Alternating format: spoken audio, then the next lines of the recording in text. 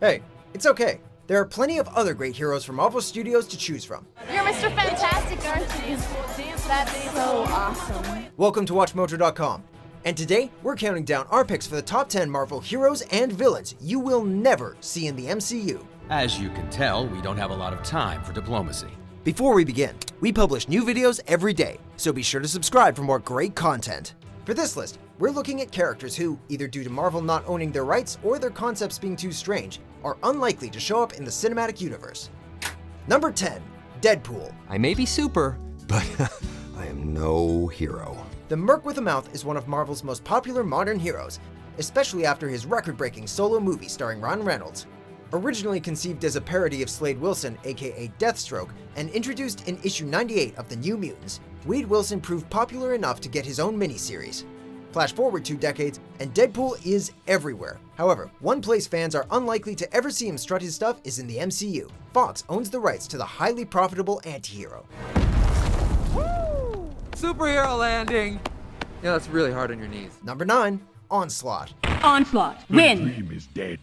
With such an epic name, this sentient mutant would fit in perfectly alongside Thor and Ultron. Unfortunately, that is pure wishful thinking. Spawning from the consciousness of Professor Charles Xavier and Magneto, 2 of the most powerful mutants in existence, Onslaught combines the worst of both of them to birth a devastating and hate-fueled creature. Introduced in 1996, his original run ended with a massive crossover battle against the X-Men, Fantastic Four, and the Avengers. As 20th Century Fox owns the rights to the X-Men, MCU's Avengers will have one less villain to worry about. Know my name and fear it. I am Onslaught. Number 8, Super-Skrull. Behold, the weapon that cannot fail. The Super-Skrull! Things get a bit complicated. Kalert is a Skrull representative sent to destroy the Fantastic Four, who had foiled their plans to take over Earth. A mighty warrior, gifted with the 4 abilities of the heroic family, Super-Skrull is a central figure in the Empire's lore, developing from a typical villain to somewhat of an anti-hero. First, some good news. Marvel recently surprised everyone by announcing the inclusion of the Skrulls in the upcoming Captain Marvel movie.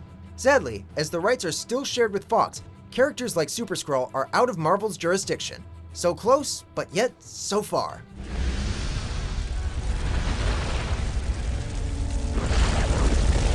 Number 7, Death. You make me so proud. My lady. While Marvel has every right to include this hugely significant cosmic entity into the MCU, introducing the physical manifestation of death this late in the game may be a hard pill for mainstream audiences to swallow. This eternal being is not a clear-cut villain, often preferring to observe over creation rather than raise hell herself. In the comics, Death is Thanos' entire reason for being, as all his actions are motivated by the desire to impress and court her. Come, Thanos.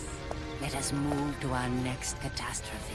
And he's not the only one, as Deadpool also has his own thing going on with her. Crazy for thinking that my love could only do.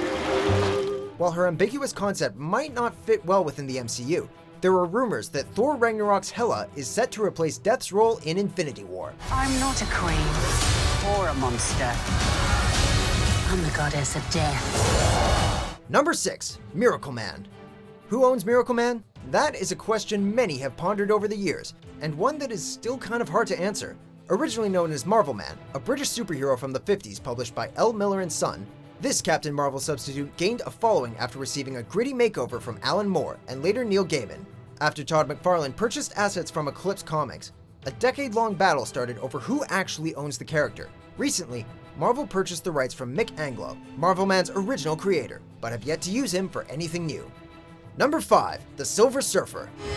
Master, I am ready to serve. Introduced to the comic world over 50 years ago, this humanoid space traveler is an icon of Marvel Comics. Those dying to see the charismatic character on the big screen will need to settle for 20th Century Fox's Rise of the Silver Surfer, as they own the rights. Despite the movie receiving less than stellar reviews, Fox hired J. Michael Straczynski, who would later assist in the production of Thor, to pen a script for a spin-off of the metallic astronomer as the protagonist.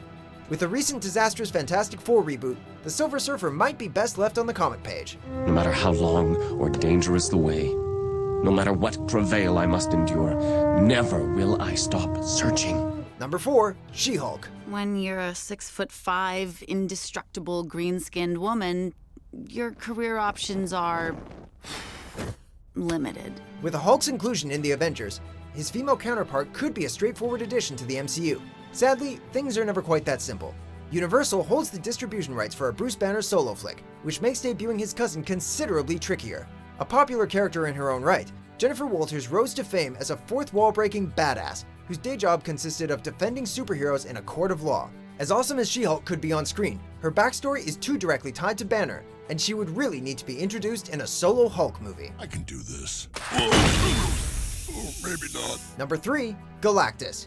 Galactus, the devourer of worlds. Directly linked to the Silver Surfer, this legendary villain is a staple of Marvel Comics and capable of standing toe-to-toe with any hero. To me, my herald, it is time to leave this earth. I hunger. While mostly known for his antagonistic run against the Fantastic Four, Galactus has also repeatedly clashed with Thor. Marvel's upcoming Avengers Infinity War is heavily influenced by the early 90s Infinity Gauntlet series, which included an appearance by the godlike being. As, once again, 20th Century Fox owns the rights to Galactus, the most fans might ever get is whatever that cloud thing was at the end of Rise of the Silver Surfer.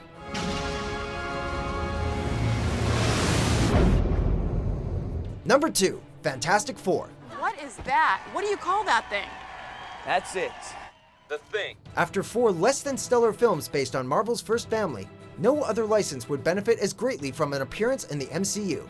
The first superhero group created by Stan Lee and Jack Kirby, the Fantastic Four comics were near unstoppable for decades, offering a more optimistic alternative to the gritty heroes of later years.